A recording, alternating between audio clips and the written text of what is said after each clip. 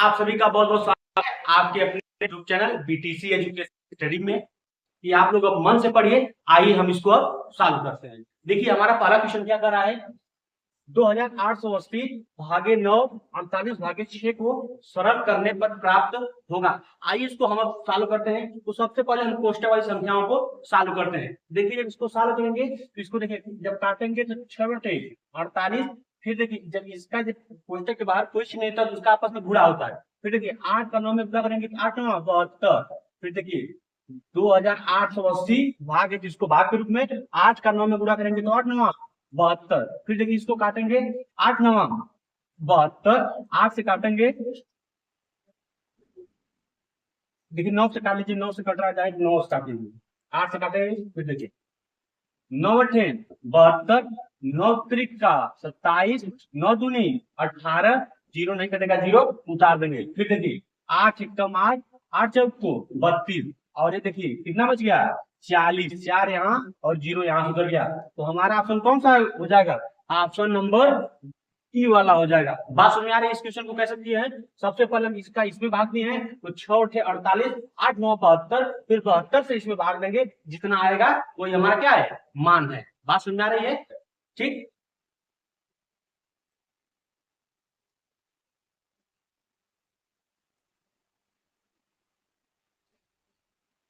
देखिए दोस्तों हमारा अगला क्वेश्चन क्या कर रहा है, 345.67 का स्थानीय मान, 345.67 का स्थानीय मान ज्ञात कीजिए। स्थानीय मान देखिए जब दशमलव में दे दिया है और किसी संख्या का नहीं पूछ रहा है तो आप लोग समझ जाइए कि वो पूरी की पूरी संख्या का स्थानीय मान ज्ञात करना है। जितनी भी संख्याएं दी है सभी का स्थानीय मान ज्ञात करना है। देखिए यदि सिंपल रहता है अगर इसमें दशमलव नहीं रहता है तो आप सभी को बता चुके हैं। आइए आज दशमलव वाला भी बता देते हैं कैसे दशमलव वाले स्थानीय का मान निकालते हैं। बस नहीं क्या लिखा है सबसे पहले, देखिए 345.67। देखिए इसको पढ़ते हैं इकाई, इसको क्या पढ़ते हैं दहाई, क्या पढ़ते हैं दहाई। लेकिन देखिए जब दशमलव की बात आती है तो जो दशमलव के पास होता है, जो दशमलव के पास होता है उसको हम क्या पढ़ते हैं इकाई, और जो दशमलव से कितना दूर चला जाता है उसको हम पढ़ते हैं दहाई। अगर यहाँ कोई और अंक होता उसे हम क्या पढ़ते हैं सैकड़ा। बात समझिएगा आप लोग, क्योंकि देखिए इसमें बहुत विकल्पीय ऑप्शन नहीं है, इसलिए हम आपको बता रहे हैं। दशमलव के जस्ट बाद वाली संख्या, दशमलव के जस्ट दाएं वाली संख्या उसको हम इकाई बोलते हैं, उसके बाद वाली संख्या को दहाई बोलते हैं, और उसके बाद वाली संख्या को सैकड़ा। और सुनिए दशमलव के पहले, दशमलव के पहले यानी बाएं साइड जो संख्या होती है इसको हम क्या पढ़ते हैं इकाई, इसको क्या पढ़ते हैं दहाई, इसको क्या पढ़ते हैं सैकड़ा। बात समझ में आई। अब देखिए जब दशमलव संख्या का हम स्थानीय मान निकालते हैं तो यहाँ लिखेंगे 7, और जब दशमलव संख्या रहती है तो उसमें भाग देते हैं। जब केवल संख्याएं होती हैं तब उसमें हम इकाई दहाई सैकड़ा हजार से क्या करते हैं गुणा करते हैं। लेकिन जब दशमलव की संख्या आती है तो दशमलव के बाद वाली सभी संख्याओं में इकाई अंक पे है तो 10 से भाग देंगे, और दहाई अंक पे मतलब इकाई अंक पे है तो 1 से भाग देंगे, दहाई अंक पे है तो 100 से भाग देंगे। बात समझ आ रही है। देखिए यहाँ पे किससे भाग देंगे तो यहाँ पे आप लोग कहेंगे 100 से भाग देंगे। बात समझ में आ रही है। यहाँ पे देखिए यहाँ कोई इकाई अंक है, यहाँ हम किससे भाग देंगे 10 से भाग देंगे। मान चलिए अभी आप ये इसमें एक आपको ट्रिक और बता देंगे। देखिए अब इसका भाग देने का तरीका क्या है, 7 में 100 से भाग देंगे तो देखिए 7 को उतार लीजिए, नीचे देखिए कितने अंक पे जीरो लगा है तो आप लोग कहेंगे दो जीरो लगा है, तो हम यहाँ 2 अंक पे क्या लगा देंगे दशमलव पे, एक अंक हमारा पहले था, एक अंक दशमलव लगा देंगे। तो हमारा देखिए 7 का स्थानीय मान हमसे पूछेगा क्या हो जाएगा 0.07, और यदि हमसे 6 का स्थानीय मान पूछेगा तो हम यहाँ क्या करेंगे 6 लिख लेंगे। यहाँ देखेंगे कितना जीरो नीचे है तो आप लोग कहेंगे 1 जीरो है, तो कौन पे दशमलव भी जाएगा, एक अंक पे दशमलव लिख जाएगा, यही हमारा क्या है राइट आंसर है। बात समझ में आई। अब देखिए अब दशमलव के पहले वाली संख्याओं का स्थानीय मान कैसे निकालते हैं, देखिए 5 का स्थानीय मान निकालेंगे तो 5 का देखिए 5 का किसमें गुणा करेंगे 1 में, 5 का 1 में गुणा करेंगे तो 5, फिर देखिए 4 का किसमें गुणा करेंगे 4 का आप लोग कहेंगे 10, तो 4 कहाँ में 40, 3 का किसमें गुणा करेंगे 3 गुणे 100, और 100 का 3 में गुणा करेंगे कितना आ जाएगा 300। बात समझ में आ रही है। देखिए सभी संख्याओं का अगर दशमलव संख्या दी हो उनका इस प्रकार स्थानीय मान निकाला जाता है। अगर यदि हम यहाँ पूछ दें कि दशमलव संख्या में 6 का स्थानीय मान बताइए, आप लोग देखिए क्या लिखेंगे 6 का स्थानीय मान 0.6 कैसे निकाले? देखिए एक बात और समझिएगा, आप ट्रिक बताने जा रहे हैं, ट्रिक आप लोग कैसे लगाएंगे। दशमलव के बाद देखिए कि दशमलव के तुरंत बाद एक ही संख्या है ना, किसका पूछ रहा है? 6 का पूछ रहा है। तो दशमलव के बाद देखिए कितने अंक पर 6 है, तो 6 आप लोग कहेंगे दशमलव के जस्ट बाद है। दशमलव के जस्ट बाद मतलब दशमलव के एक ही अंक पे है ना, तो एक अंक पे दशमलव लगा देंगे। ठीक, यदि हमसे पूछेगा 7 का स्थानीय, 7 का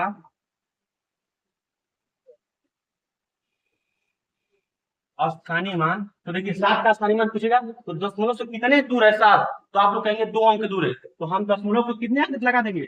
2 अंक दूर लगा देंगे दशमलव। बात समझ में आ रही है? 7 उतारेंगे 7, फिर देखेंगे जो संख्या रहती है उसके स्थान पर 0 लगा देंगे, दशमलव 0। बात समझ में आ रही है? ये देखिए जब दशमलव वाली संख्या हो तब इस प्रकार स्थानीय मान निकालते हैं। और देखिए 5 का पूछेगा तो 5, 4 का पूछेगा 40 और 3 का पूछेगा तो 300। बात समझ में आ रही है? इस प्रकार के सवाल में कोई आपको परेशानी नहीं आनी चाहिए। आप लोग, अब हमको आशा करते हैं ऐसा सवाल पेपर में आएगा तो आप लोग जरूर लगा के आए। ठीक, अब हम चलते हैं अपने अगले क्वेश्चन पे।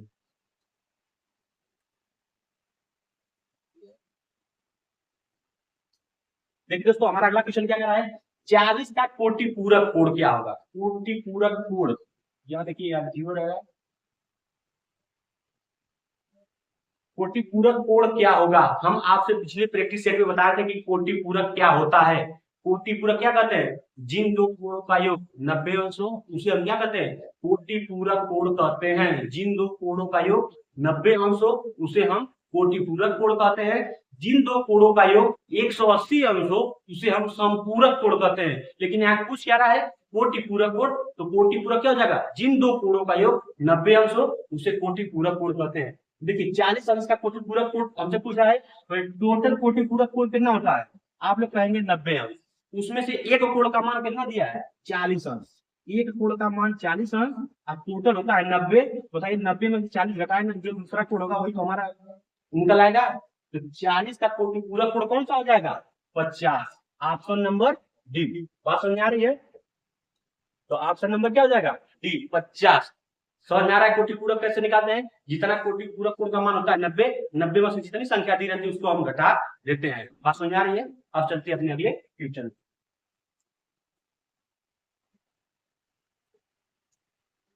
देखिए दोस्तों एकदम आप लोग कहेंगे आसान क्वेश्चन है, लेकिन देखिए यदि हमसे एक का अनुवर्ती पूछता तो क्या होता? 2 होता। एक का पूर्ववर्ती पूछता तो एक में से एक घटाते तो 0 होता। बात समझिएगा। देखिए एक की पूर्ववर्ती संख्या,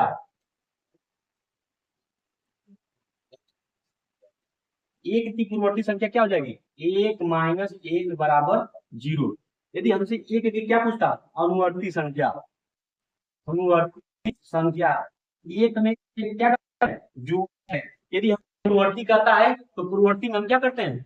एक संख्या एक प्लस करते हैं, और यदि हमसे अनुवर्ती पूछता है उसमें एक संख्या प्लस करते हैं, और पूर्ववर्ती जब पूछेगा तो उसमें एक संख्या माइनस करेंगे। बात समझ आ रही है? देखिए पूर्ववर्ती कहेगा तो एक घटा देंगे और अनुवर्ती कहेगा तो एक जोड़ देंगे। अब देखिए हमारा क्वेश्चन क्या कर रहा है? कर रहा है 2p प्लस 1 प्लस 3a। इसमें से पूछ रहा है अनुवर्ती संख्या, तो इसमें हम क्या करेंगे? एक जोड़ देंगे। जब एक जोड़ेंगे, देखिए एक जोड़ेंगे तो प्लस 1 कर देंगे। अब हमसे बताइए यहाँ 2b है, यहाँ 3a है कि नहीं है? देखिए इसका चर और इसका चर समान है? नहीं समान है, तो इसको हम उसी प्रकार लिख लेते हैं 2 प्लस 3a प्लस, देखिए यहाँ एक संख्या के रूप में है, कोई चर साथ नहीं है, यहाँ पर भी कोई चर साथ नहीं है, तो संख्याएं आपस में जुड़ जाएंगे। तो एक का एक में जोड़ेंगे कितना हो जाएगा? 2। तो 2 की धन 3 2, यही हमारा क्या हो जाएगा? आंसर हो जाएगा। इतनी संख्याओं का अनुवर्ती संख्या मिल जाएगी। बात समझ में आ रही है? अब चलते हैं अपने अगले क्वेश्चन।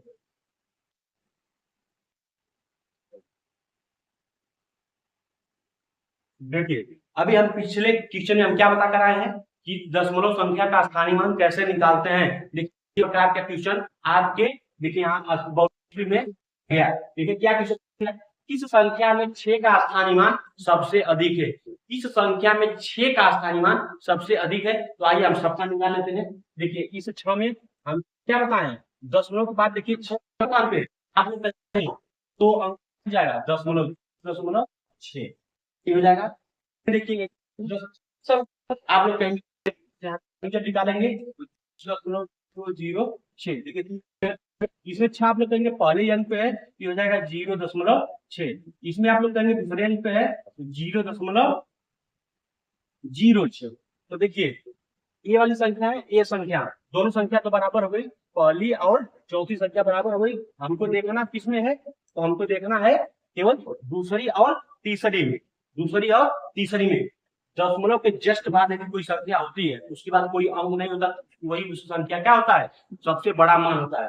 देखिए जैसे हम सबसे पहले जान लेते हैं सबसे बड़ी संख्या, इसमें मतलब सबसे बड़ी अंकों में कौन संख्या दिया है, आप लोग कहेंगे 3 अंक में यही दिया है, तो हम सबको 3 अंक बना लेते हैं। इसको देखिए 3 अंक में बनाएंगे तो 3 2 0 बढ़ा देंगे, इसमें देखिए 2 थे 8 बढ़ाएंगे, इसमें देखिए 9 थे 8 बढ़ाएंगे। अब आप लोग समझिए, देखिए ये 0.60 ये देखिए 0.06, तो हम सबसे बड़ा क्या है 0.600, दशमलव बार मतलब 0.600 सबसे बड़ा क्या है, यही है ना। तो हमारा तीसरा ऑप्शन क्या हो जाएगा, सही जाएगा। किस संख्या में 6 का मान सबसे अधिक है, तो 6 का मान देखिए इसी में अधिक है 0.600। हम इसलिए 0 बढ़ाए कि आप लोग को जब तीनों संख्याएं बराबर कर देंगे तो आप लोग तुरंत जान जाएंगे कौन संख्याएं बड़ी है। बात समझ आई ना। तो हमारा ऑप्शन कौन सही रहेगा, तीसरा ऑप्शन सही हो जाएगा।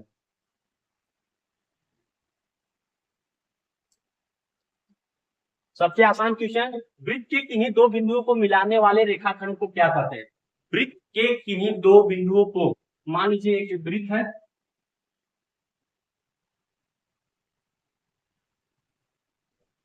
ये वृत्त है, ये मान लीजिए केंद्र है, यहाँ केंद्र से एक दूरी है, केंद्र O है, ये मान लीजिए बिंदु A है, ये बिंदु B। देखिए एक केंद्र से देखिए एक रेखा इधर जा रही है, एक रेखा इधर जा रही है, तो दो बिंदुओं को मिलाने वाली रेखा खंड को क्या कहते हैं। यहाँ से दूरी को, यहाँ तक की दूरी को हम क्या कहते हैं, तो देखिए आप लोग कहेंगे यहाँ से दूरी O से A तक की दूरी त्रिज्या होती है, उसको हम A से दर्शाते हैं, और जो B से A तक की दूरी होती है उसे हम क्या कहते हैं, आप लोग कहेंगे उसे हम तो व्यास कहते हैं। जो दो बिंदुओं को आपस में वृत्त के केंद्र से होकर मिलाती है उसे हम व्यास कहते हैं। लेकिन व्यास जब ऑप्शन में रहेगा हम उसको क्या कहते हैं, जीवा कहते हैं। इसमें ऑप्शन हमारा क्या हो जाएगा, जीवा हो जाएगा। अब वृत्त के केंद्र से खींची गई एक लाइन, खींची गई एक रेखा से जिस वृत्त का पूरा निर्माण होता है वही वृत्त क्या कहलाती है, परिधि कहलाती है। चाप क्या होता है, किसी संख्या का चाप यदि कोण में वो लगाना हो तो हम किसके पटरी और प्रकार की सहायता से चाप लगाते हैं। तो चाप का यहाँ पे कोई मतलब है नहीं। फिर इसके बाद त्रिज्या दिया, त्रिज्या तो बता दिए कि केवल केंद्र और एक बिंदु के बीच की दूरी को हम क्या कहते हैं, त्रिज्या कहते हैं। तो हमारा सही ऑप्शन क्या हो जाएगा, जीवा। कब, जब व्यास नहीं दिया होगा तब।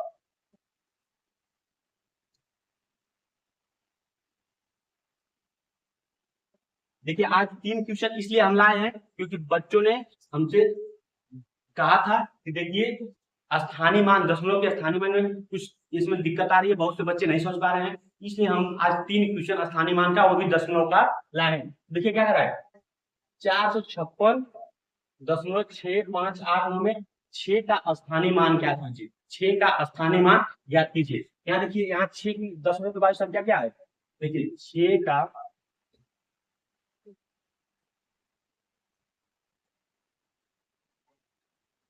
स्थानीय मान, देखिए 6 का स्थानीय मान यहाँ 2 आएगा। कौन कौन, देखिए इस 6 का जब दशमलव की संख्या का 6 का निकालेंगे देखिए क्या हो जाएगा। देखिए दशमलव के बाद 6 कितने अंक पर, आप लोग कहेंगे 1, तो देखिए हम क्या लगाएंगे 0.6, 6 का स्थानीय मान ये हो जाएगा। दूसरा स्थानीय मान क्या है, जब दशमलव के पहले रहता है, जब दशमलव के बाद हो।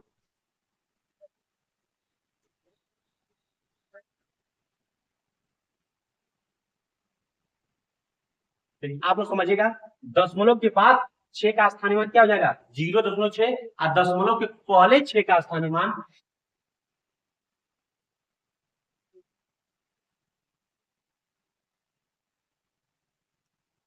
दशमलव के पहले 6 का स्थानीय मान, तो 6 आप लोग कहेंगे इकाई के अंक में किससे गुणा करेंगे, 1 से, तो 6 कम 6, हमारा क्या हो जाएगा, राइट आंसर हो जाएगा। बात समझ में आ रही है। इसमें देखिए इसमें एक ही संख्या 6 देनी चाहिए थी, लेकिन हमने 2 इसलिए दिया क्योंकि समझा दे, यदि दोनों आपको निकालना पड़ जाए तो आप लोग कैसे निकालेंगे। बहुत से बच्चे दो नहीं, एक बार भी नहीं पढ़े तो कंफ्यूज हो जाते हैं, हम किसका दशमलव की बाद संख्या का 6 का निकाले, दशमलव के पहले वाली संख्या का 6 का निकाले। तो आप इसको इस प्रकार लिखना पड़ेगा कि दशमलव के बाद 6 का स्थानीय मान, दशमलव के पहले वाली 6 का स्थानीय मान, यही होगा। ठीक, हम आशा करते हैं आज का प्रैक्टिस से आपके पेपर से मान के चलिए कम से कम 50 से 70% के बीच में छपेगा जरूर। ठीक, अब चलते हैं अपने अगले क्वेश्चन की।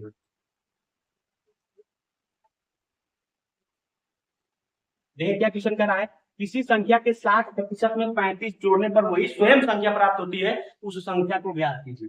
होती है तो वह संख्या है, तो हम मान लेंगे माना हुआ संख्या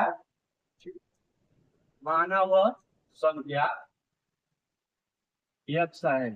माना हुआ संख्या क्या है, यक्ष है। तो देखिए यक्ष गुणे, क्योंकि गुणे कर रहा है प्रतिशत में, 60% बटे 100। 60% में 35 जोड़ने पर वही स्वयं संख्या प्राप्त होती है। वो संख्या कौन है, संख्या में यक्ष माने हैं, तो बराबर यहाँ पर भी क्या हो जाएगा, यक्ष हो जाएगा। तो देखिए इसको काटेंगे तो 20 का है 60 और 20 25 100, 5 का इसमें गुणा करेंगे तो 5 यक्ष, मतलब 3 है। 3 का इसमें गुणा करेंगे तो 3 यक्ष बटे 5 प्लस 35 बराबर यक्ष। तो देखिए आप इधर भी यक्ष का मान है, इधर यक्ष चाहे तो इधर लाए, 35 उधर लेकर जाए, हम यक्ष को उधर लेकर चले जा रहे हैं। देखिए क्या हो जाएगा, 35 बराबर यक्ष, इधर प्लस के रूप में हो जाएगा तो माइनस 3 यक्ष बटे 5। ये 5 का इसमें गुणा करेंगे तो क्या हो जाएगा, 35 बराबर 5 का इसमें गुणा करेंगे तो 5 यक्ष माइनस 3 यक्ष बटे 5। अब बताइए से हो जाएगा 35 बराबर 5 यक्ष में से 3 यक्ष घटाएंगे कितना हो जाएगा, 2 यक्ष बटे कितना हो जाएगा 5। यही होगा। फिर देखिए यहाँ भाग के रूप में 5 है, इधर जाएगा किस रूप में हो जाएगा, गुणे के रूप में हो जाएगा। 5 का 5 में गुणा करेंगे 5 25, 25 के 5 हासिल 2, 5 के 15 2 17 बराबर 2x।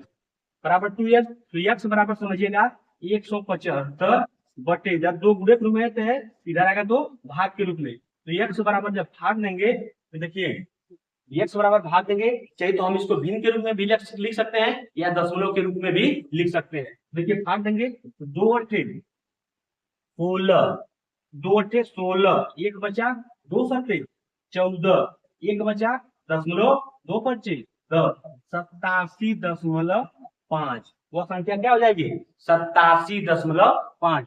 किसी संख्या के 60% में 35 जोड़ने पर वही स्वयं संख्या प्राप्त होगी, वो संख्या बताइए, तो संख्या क्या हो जाएगी 87.5।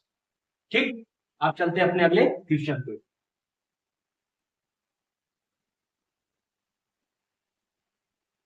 यदि भाजक 483, भागफल 403 तथा शेष 50 हो तो भाज्य ज्ञात कीजिए।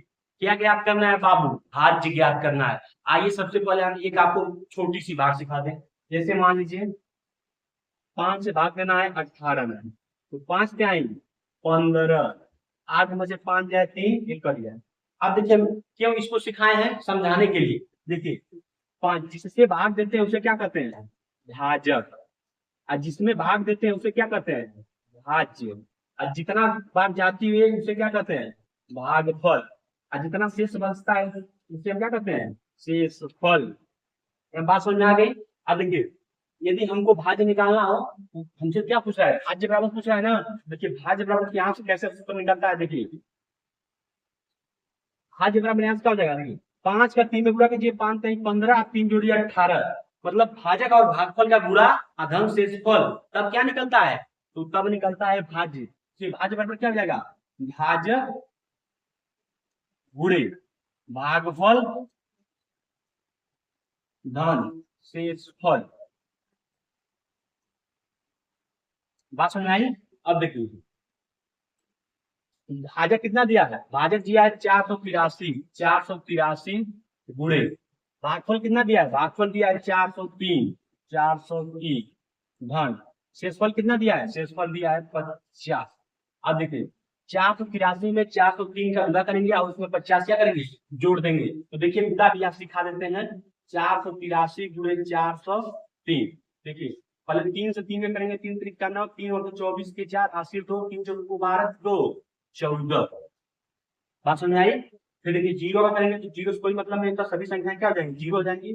यहाँ लग जाएगा, यहाँ अब जब तीसरी संख्या देते हैं तो 2 बार गुणा लगाते हैं। देखिए 4 का करेंगे, 4 कहीं 12 के 2 4 उठे 32, 1 हासिल 37 के 3 हासिल 3 और 4 चौको 16 3 19। अब देखिए ये हो गया 9, ये हो गया 4 4 2 6 3 1 4, ये हो गया 19। इसको क्या पढ़ेंगे? 1,94,649। कितना किया इसका मान? 1,94,649। 649 में अब कितना जुड़ना है? 50। तो देखिए कैसे जोड़ेंगे? 0 में 9 जोड़ेंगे, कितना जाएगा? 9 5 4 9। अब कोई संख्या ना जितनी संख्या बची रहती है उसको क्या करते हैं? उतार लेते हैं। यही हमारा क्या है? सही उत्तर है। यही हमारा क्या है? भाज्य का मान है। बात समझ में आई ना? ठीक। देखिए भाज्य बराबर होता है भाज्य पूरे भागफल धन शेषफल। क्यों निकालने? क्योंकि देखिए यहाँ से जब यहाँ से करेंगे, देखिए भाज्य बराबर भाज्य गुणे भागफल धन शेषफल। अब देखिए आप लोग बात समझिएगा। भाज्य हमारे यहाँ दे दिया है, भाज्य हमारा कितना है? 18। अब हम जितना इस संख्या भी मान रखे तो 18 के बराबर आना चाहिए। देखिए भाज्य हमारा कितना है? 5 5 गुणे भागफल कितना है? 3 3 धन शेष कितना है? 3। अब बताइए 5 3 15 3 18। 18 बराबर 18। लेफ्ट हैंड साइड बराबर राइट हैंड साइड, दोनों मान बराबर आ गए, इसलिए यही फार्मूला हम रखते हैं। तो देखिए यहाँ पे भाज्य हमारा नहीं दिया था, भाज्य पूछ रहा था, तो भाज्य हमारा क्या हो जाएगा? यही हमारा है भाज्य। बात समझ में आई बाबू आप लोगों को? अगर आ रही हो वीडियो, अगर हमारी पसंद आती हो, आप लोग को समझ में आती हो, तो आप लोग लाइक शेयर और सब्सक्राइब जरूर करें। ठीक।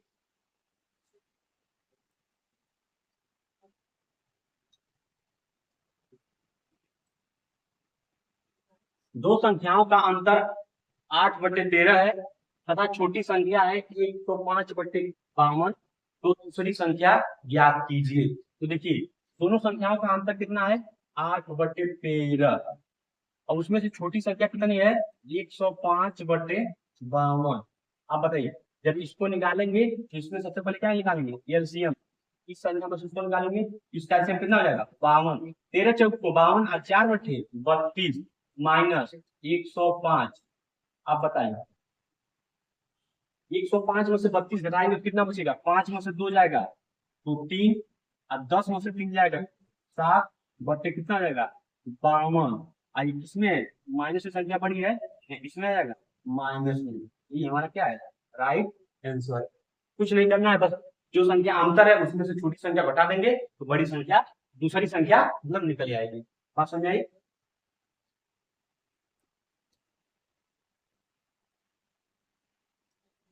देखिए जैसे विज्ञान में आप लोग को मापक याद करना होता है, वैसे गणित में एक आध क्वेश्चन दे सकता है। यदि आप लोग विज्ञान पढ़े होंगे, विज्ञान में यदि मापक पढ़े होंगे तो आप लोग इस सवाल को गणित में भी लगा सकते हैं। देखिए क्या कर रहा है? 3254.7 सेंटीग्राम को हेक्टोग्राम में। तो हम सबसे पहले आप बता देते हैं एक सेंटीग्राम बराबर, 1 सेंटीग्राम बराबर कितना होता है? देखिए परिवार, 1 सेंटीग्राम बराबर होता है 1/10,000 हेक्टोग्राम। 1/10,000 हेक्टोग्राम। आप बताइए इतने को किसमें बताना? हेक्टोग्राम में। अब हमसे बताइए अगर 1 रुपए में 4 टॉफी है, 1 रुपए में 4 टॉफी है, 4 रुपए में कितनी टॉफी हो जाएगी? आप 4 में 4 का क्या कर रहे हैं? गुणा कर देंगे तो 4 6 को 16 यही आएगा। तो हम 3254.7 में हम क्या कर देंगे? इतने से गुणा कर देंगे। तो देखिए क्या करेंगे, देखिए ये हमारा आ गया 1/10,000 गुणे गुणा कितने से करेंगे?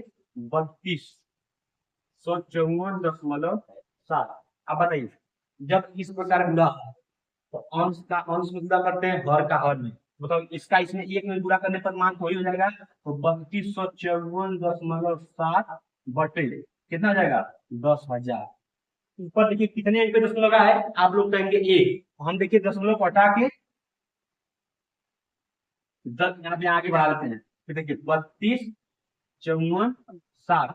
आप दशमलव को हटाए हैं तो एक जीरो बढ़ जाएगा, क्योंकि 4 जीरो पढ़े से था, ऐसे दशमलव को हटाएंगे तो एक जीरो और बढ़ गया। अब देखिए इसको क्या करेंगे? भाग देते हैं। देखिए 1 से 10 से 100 से 1000 से 10,000 से 10 लाख से कितना से विभाग देना हो, इसके लिए आप सिंपल फंडा बताए हैं कि जो ऊपर संख्या दी रहती है उसको उतार लीजिए।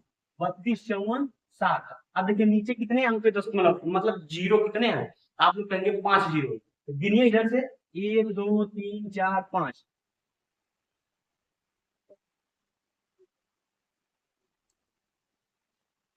ठीक है, 5 जीरो गिनिए, 1 2 3 4 5, 5 अंक पे दशमलव आई हमारा आ जाएगा जीरो। और किसमें आएगा ये?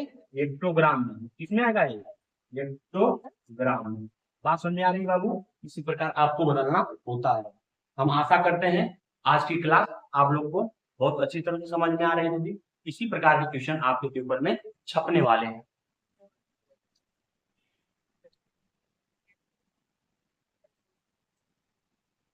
एक बाग में 30% पेड़ जामुन के हैं, शेष आम के हैं। यदि बाग में पेड़ों की कुल संख्या 600 हो तो आम के पेड़ों की संख्या कितनी होगी? आपका तो सीजन बाबू लोगन चल गया है।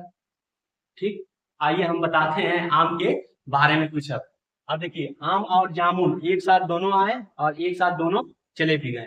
ठीक, अब देखिए पहले क्वेश्चन ध्यान से पड़ेगा। एक बाग में 30% पेड़ जामुन के हैं, शेष आम के हैं। हम मान लेते हैं, माना कुल पेड़, माना कुल पेड़ कितना है? 100%। कितना है? 100 है। 100% है वही। एक बाग में 30% पेड़ जामुन के हैं। तो जामुन के पेड़ कितना है? 30% है। भाई टोटल कुल पेड़ 100% है, उसमें से जामुन के कितने हैं? 30%। शेष आम के हैं, तो आम का निशान के लिए क्या करेंगे?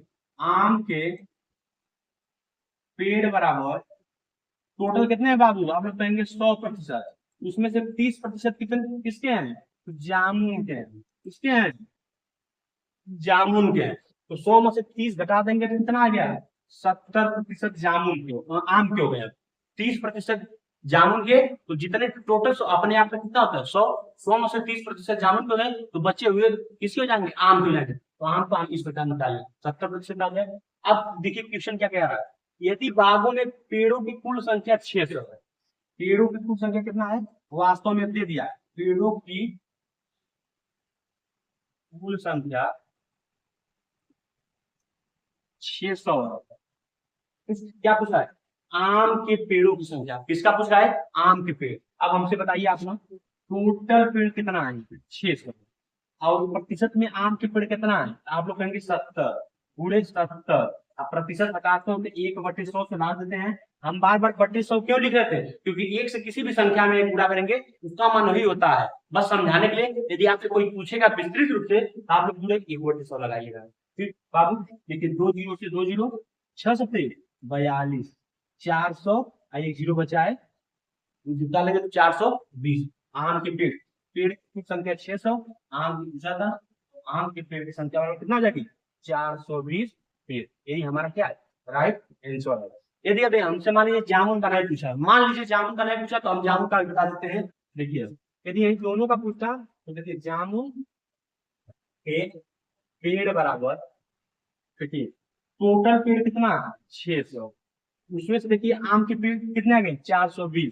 तो 600 में से 420 घटा देंगे तो जीरो जीरो, 10 में से 8, 10 में से जाए 8, या 5 में से 4 जाए 180 पेड़ किसके हो जाएंगे? 180 पेड़ हो जाएंगे जामुन। जामुन का नहीं पूछा था, लेकिन अगर दोनों पूछ देता हम इस प्रकार लगाते हैं। ठीक बाबू, हमारी क्लास पसंद आ रही है? ठीक, अब चल रहे हैं अपने अगले क्वेश्चन पे।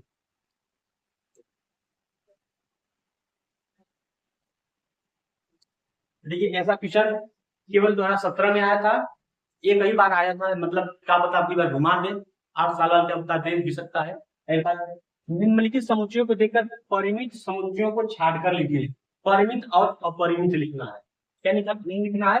अपरिमित। क्योंकि ए बराबर दिया है ABFGH, 1 2 3 4, 2 4 6 9। तो देखिए, जितने नहीं मिलते हैं, जितने एक सीरियल से नहीं मिलते हैं, उन्हें हम कहते हैं परिमित, और जो मिल जाते हैं उन्हें हम क्या कहते हैं? अपरिमित। बात समझ आई बाबू? तो देखिए ये क्या हो जाएगा हमारा? अपरिमित।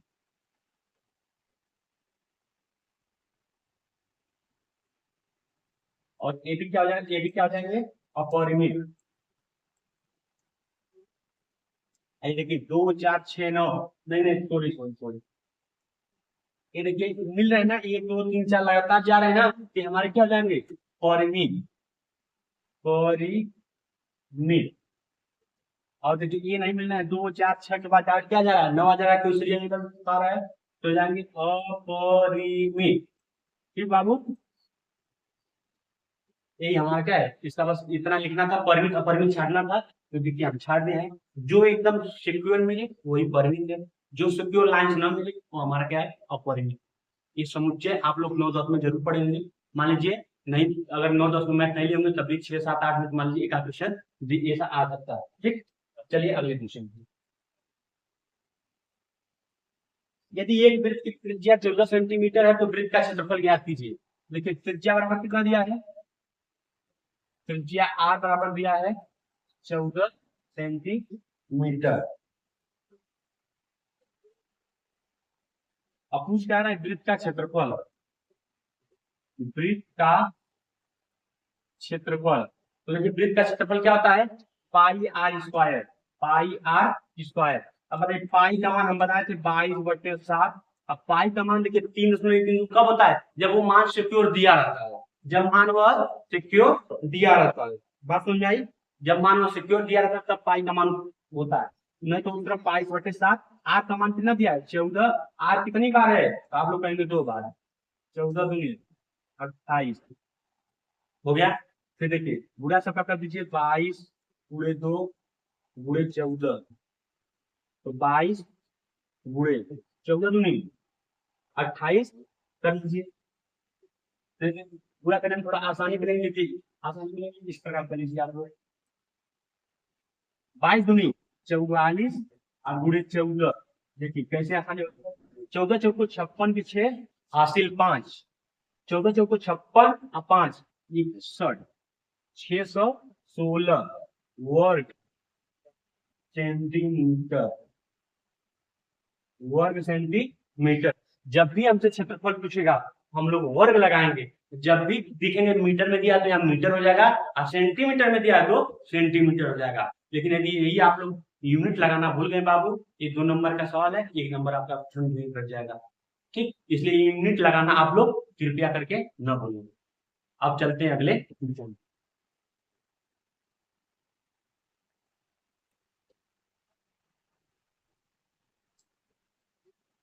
देखिए सरल कीजिए, सिंप्लीफिकेशन का सवाल है, सिंप्लीफिकेशन का, आइए इसको लगाते हैं। देखिए 18 माइनस प्लस महिला कोष्ठक, छोटा कोष्ठक, हम बार बार बताए थे सबसे पहले छोटा कोष्ठक फिर महिला कोष्ठक फिर बड़ा कोष्ठक हल करते हैं। पिछली जितनी भी प्रैक्टिस आप लोग से करवाते हैं सब में बाबू आप लोग को बता चुके हैं। ठीक, आइए हम इसको थोड़ा तेज बताते हैं। देखिए सबसे पहले इसको हल करेंगे, 18 माइनस 14 प्लस महिला कोष्ठक 16 माइनस 18 में से 5 जाएगा तो आप लोग करेंगे 13, छोटा कोष्ठक हल गया हटा दिए। अब देखिए 18 माइनस बड़ा कोष्ठक 14 प्लस 16 में 13 जाएगा तो आप लोग कहेंगे 30, इसको भी हटा दिए। अब 18 माइनस 14 3 17, 18 से 17 जाएगा तो 1। ऐसे सवाल में हम आप समझते हैं इतना बार करवा चुके हैं आप लोग को, इसमें अब दिक्कत नहीं हो। ठीक, अब चलते हैं अगले क्वेश्चन पे।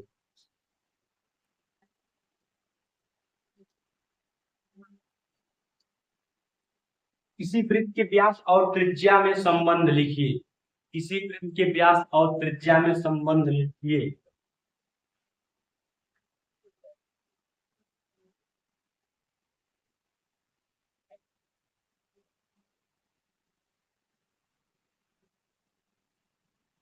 ये हमारी थोड़ा कला की विषय कमजोर है, इसलिए वृत्त बनाने में अगर थोड़ी गलत हो जा रही है तो आप समझने का कोशिश करिएगा, बस हम समझाने के लिए बता रहे हैं। देखिए अभी इस जो डिजिटल बोर्ड हमारा है इसमें भी कोई अधिक सेटिंग नहीं हो पाई है कि हम यहाँ से डायरेक्ट वृत्त बना लें।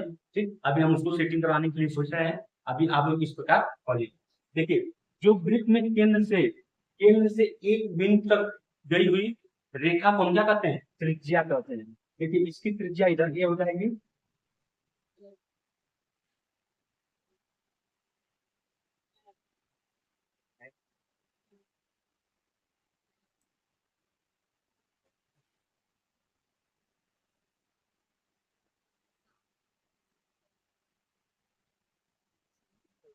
देखिए इधर इधर बिंदु वाली ये त्रिज्या हो गई और इधर ओ से ए तक ये त्रिज्या हो गई,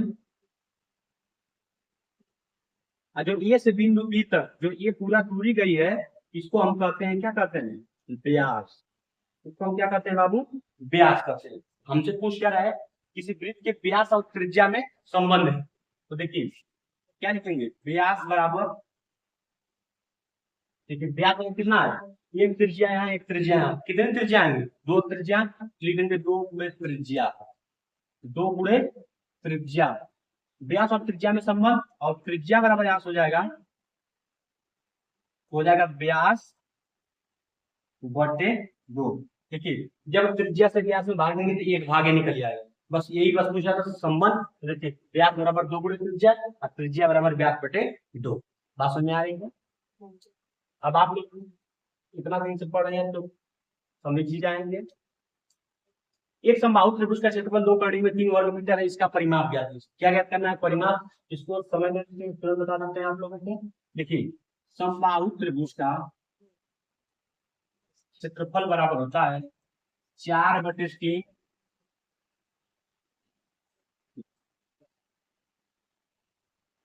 कड़ी में 3/4 गुणे भुजा का स्क्वायर, भुजा का स्क्वायर है। क्षेत्रफल कितना दिया है, आप लोग कहेंगे 2 कड़ी में 3 बराबर कड़ी में 3/4 गुणे भुजा को हम ए मान लेते हैं तो ए का स्क्वायर है। बात समझिएगा, ए का स्क्वायर, कड़ी में 3 से कड़ी 3 कट गया और ए स्क्वायर बराबर हो जाएगा 4 दूनी 8। ए का मान कितना हो गया, ये स्क्वायर का मान है, और जब स्क्वायर हटाएंगे तो कड़ी में हो जाएगा। ये बराबर कड़ी में 8, अभी स्क्वायर जब कड़ी में हटाएंगे तो किसको हम क्या लिख सकते हैं, कड़ी 4 स्क्वायर नहीं रहेगा यहाँ। देखिए तो 4 में 2 लिख सकते हैं, 8 को 4 में 2 लिख सकते हैं। आप बताइए, 4 का वर्गमूल निकलता है ना, जिसका वर्गमूल निकलता है उसको निकाल लेते हैं, जिसका वर्गमूल नहीं निकलता है उसको हम कड़ी में छोड़ देते हैं। 4 का वर्गमूल निकालेंगे तो 2, और 2 कड़ी में 2 का वर्गमूल निकलेगा तो क्या हो जाएगा 2। 4 कैसे होता है, देखिए 2 गुणे तो होता है, इसमें से एक संख्या बाहर लेते हैं तो उसका वही वर्गमूल हो जाता है। अब बताइए 2 कड़ी 2 किसमें आएगा, सेंटीमीटर। किसके बराबर आया है, ये बराबर। आइए तो हम अभी क्या माने, भुजा माने। अब बताइए, अब किसका पूछा है, समबाहु त्रिभुज का परिमाप।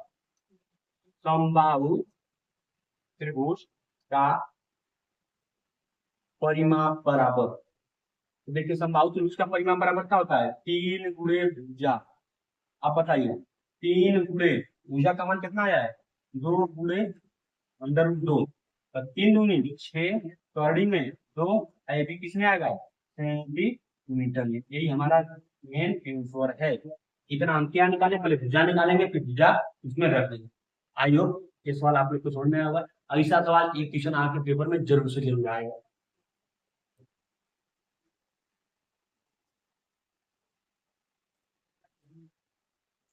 देखिए ये हमारा आज का आखिरी सवाल है। एक कमरे का फर्श आयताकार है, उसकी लंबाई 40 मीटर और चौड़ाई 24 मीटर है। ऐसे कितने कारपेट फर्श को पूरा ढक लेंगे जिनकी हर एक की लंबाई 6 मीटर और चौड़ाई 4 मीटर है। कारपेंटर पर मतलब जानते हैं, जैसे मान लीजिए ये एक रूम है, रूम के नीचे मान लीजिए प्लास्टर होता है, उसके ऊपर क्या लगता है, टाइल लगता है। उसी कमरे की टाइल कितने मतलब कितने कितने भाग की रहेगी, कितने भाग उसमें मतलब रूम में लगेंगे, वही हमसे पूछ रहा है। तो देख लीजिए पहले क्या है, कमरे की एक लंबाई क्या है, लंबाई बराबर 40, चौड़ाई बराबर कितना है 24, किसकी है, कमरे की। बाबू देखो पेपर में जितना साफ लिखोगे उतना बढ़िया नंबर देगा, गलत घोष पाती लिखोगे नंबर सीधे सीध काटेगा। तो देखिए इसका क्षेत्रफल क्या हो जाएगा तब आएगा, तो क्षेत्रफल आप जानते हैं 24/40, 24/40 किसमें दिया है, मीटर में, किसमें जाएगा, मीटर में। आप देखिए अब यहाँ पर क्या कह रहा है, कितने कारपेट फर्श को पूरा ढक लेंगे जिनकी हर एक की लंबाई 6 मीटर और चौड़ाई 5 मीटर है। हम लिखेंगे कारपेट कालीन की लंबाई, कालीन की लंबाई बराबर कितना दिया है 6 मीटर और चौड़ाई बराबर दिया है 4 मीटर। देखिए कालीन का क्षेत्रफल बराबर क्या हो जाएगा, तो कालीन का क्षेत्रफल बराबर हो जाएगा 6.4 मीटर, ये हो जाएगा। अब हमसे क्वेश्चन में क्या पूछ रहा है, इतने कारपेट फर्श को पूरा ढक लेंगे, हम पूरा नहीं किए क्योंकि यहाँ देखिए पूरा भाग करेंगे, तो कुल कालीन बराबर, कुल कारपेंटर बराबर लिखिए या कुल कालीन बराबर, इसी को हम कालीन मान लें, कुल कालीन बराबर, कुल कालीन देखिए कमरे का क्षेत्रफल बटे, कमरे का क्षेत्रफल बटे कालीन का क्षेत्रफल, कमरे का क्षेत्रफल बटे कालीन का क्षेत्रफल, देखिए कमरे का क्षेत्रफल कितना है 24/40 बटे, और कालीन का क्षेत्रफल कितना है 6/4, ये देखिए 4 कहाँ में 40 और 6 चौक को 24 और 10 चौक को 40, कितने कारपेट फर्श को पूरा ढक लेंगे, तो 40, ऐसे कितने कारपेट होंगे 40 कारपेट होंगे, 40 कारपेट होंगे। बात समझ में आई, यही हमारा क्या है आज का आखिरी क्वेश्चन था, यही हमारा राइट उत्तर है। ठीक, हम आशा करते हैं आज का प्रैक्टिस आप लोग को बहुत मय और आनंद आएगा। ठीक, आप लोग जितने भी बच्चे नए जुड़ रहे हैं क्लास से, आप लोग लाइक शेयर और सब्सक्राइब जरूर करें। ठीक, हमारे नए नए वीडियो के लिए बेल आइकन दबा लें कि सबसे पहले वीडियो आप तक के लिए जरूर पहुंचे। ठीक, आज के लिए बस इतना ही, तब तक के लिए खुश रहिए, मस्त रहिए। जय हिंद, जय भारत।